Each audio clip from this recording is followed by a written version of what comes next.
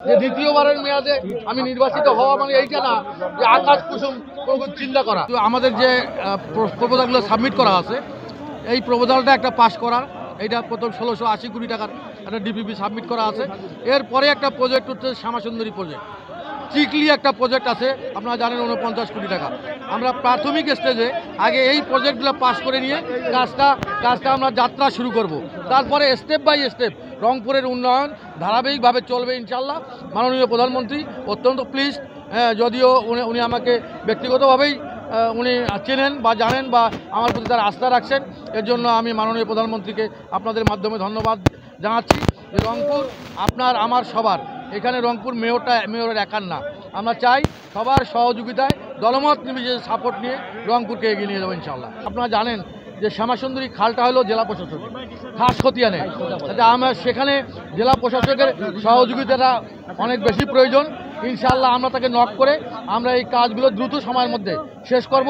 বিভাগীয় কমিশনারের নেতৃত্বে জেলা প্রশাসক এই কাজটা করবেন। আমি মনে করি যে আমাদের জন্য খুব সহজ হবে। আমি আশা করি মাননীয় প্রধানমন্ত্রী আমাদের ডিমান্ড অনুযায়ী উনি ফান্ডিং করবেন। রংপুরের এই 5 বছর আমি মনে করি যে রংপুরের একটা বৈপ্লবিক পরিবর্তন ঘটানোর জন্য আমরা চেষ্টা করব ইনশাআল্লাহ। আমাদের পরিষদকে সাথে নিয়ে ইনশাআল্লাহ সেই কাজটা করব।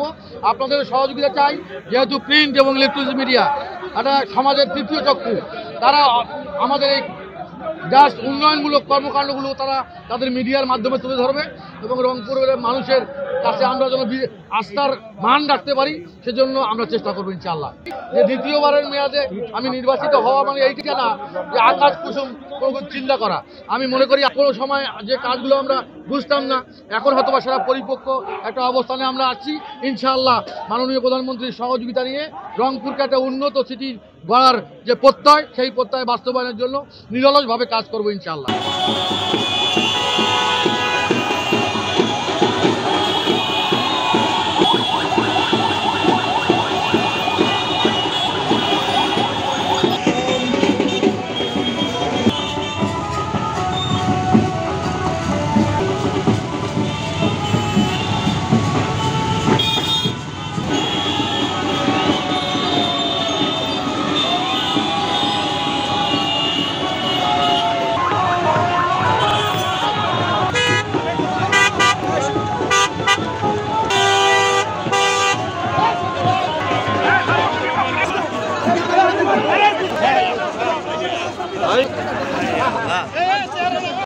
সংবাদ, ফিচার ও অনুষ্ঠানের জন্য ভিজিট করুন সংবাদ প্রকাশের ওয়েবসাইট এবং যুক্ত থাকুন ফেসবুক পেজ ও ইউটিউব চ্যানেলের সঙ্গে।